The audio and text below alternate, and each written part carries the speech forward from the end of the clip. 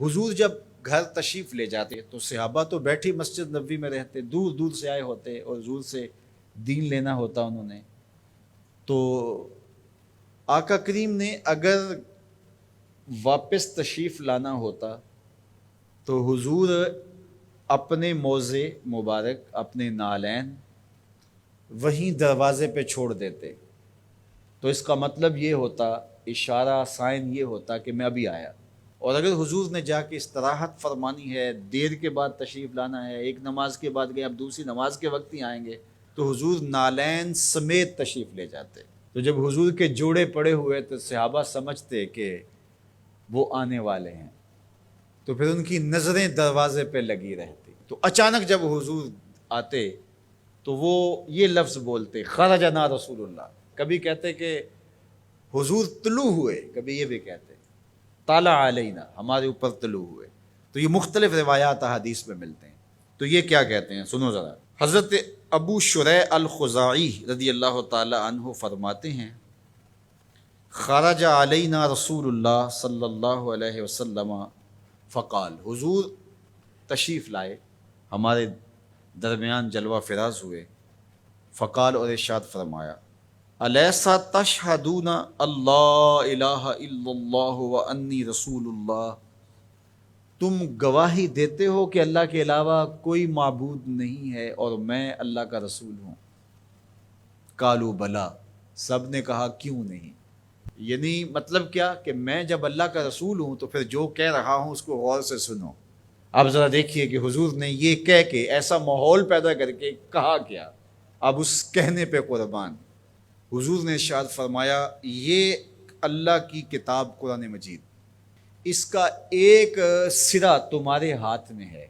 یعنی یہ اللہ کی لٹکتی ہوئی رسی ہے قرآن مجید، اور لٹکتی جو رسی ہوتی ہے اس کے دو سرے ہوتے ہیں نا.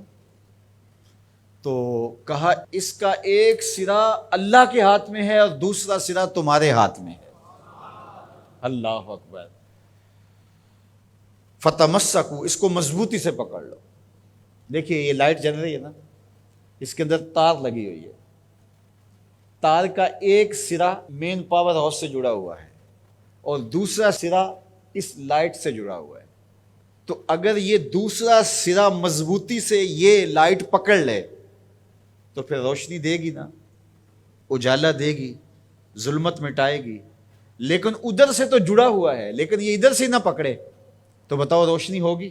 تو کہا کہ قرآن ایسی اللہ کی کتاب ہے، اللہ کی لٹکتی ہوئی رسی ہے جس کا ایک سرا تمہارے رب کے دستے قدرت میں ہے، دوسرا سرا تمہارے ہاتھ میں ہے. فتمسکوا، کہا جوڑ مضبوط کر لو، پکی طرح سے اس کو پکڑ لو. جب پکی طرح سے پکڑ لو گے تو فرمایا فَإِنَّكُمْ لَن تَضِلُّوا، ظلمت تمہارے قریب بھی نہیں آ سکتی، چانن ہی چانن ہوگا، اور کبھی بھی تم گمراہ نہیں ہو سکتے، کبھی بھی ہلاک نہیں ہو سکتے. تو یہ راز یہ لائٹ پا گئی ہے، یہ راز یہ پنکھا پا گیا ہے کہ ایک سرا تو تار کا پاور ہاؤس سے جڑا ہے اور پورا کرنٹ آ رہا ہے، لیکن اگر ادھر سے اس کا کنیکشن کمزور ہو گیا تو یہ چل نہیں پائے گا، یہ روشن نہیں ہو پائے گی. قرآن اللہ کی وہ لٹکتی ہوئی رسی ہے جس کا ایک سرا تو رب کے دستے کرم میں ہے اور دوسرا سرا جو ہے وہ فرمایا تمہارے ہاتھ میں ہے، اور جب اس کو زور سے پکڑا ہوا ہو تو روشنی ہوگی نا.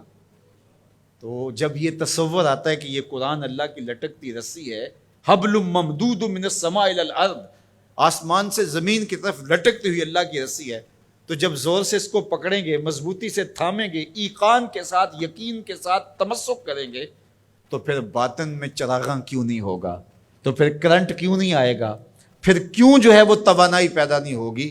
تو پھر تو ایک عجیب کیفیت پیدا ہوگی نا کہ یہ وہ قرآن ہے جس کا ایک سرا رب کے دستے کرم میں اور ایک سرا ہمارے ہاتھ میں ہے. کتنی خوبصورت میرے حضور نے مثال دی. تو اس سے ہدایت ہی ہدایت، نور ہی نور اور روشنی ہی روشنی نصیب ہوگی.